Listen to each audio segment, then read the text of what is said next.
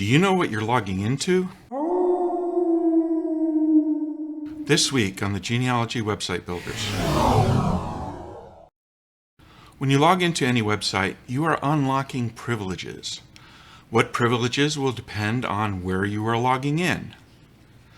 If you log into your domain registrar, for example, you are unlocking the permissions needed to manage your domain name, what hosting provider it points to, where your email goes, and even how secure your domain name is. When you log into your WordPress website, you are logging into an administration screen that gives you full power over what your website looks like, who can access it, what plugins are being used, and how they are configured. When you log into your hosting provider, you are unlocking the permissions needed to manage installation or uninstalling WordPress. You can back up and restore your website. You can upload and download files from your host server. The main focus of logging into your WordPress website is usually to create and manage content.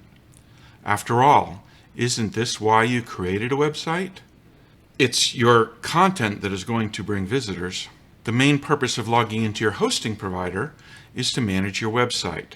After you initially set up your WordPress website, you should seldom need to log into your hosting provider. Reasons to log into your hosting provider might include restoring a backup.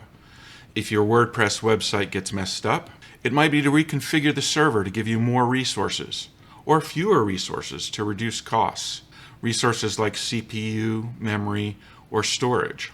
It is important to understand whether you're logging into your WordPress website or your hosting provider. That's why when someone says, "I need you to log in," you need to ask, log into what? Thanks for watching this episode of the Genealogy Website Builders. If you like this content and want to see more like it, please like and subscribe.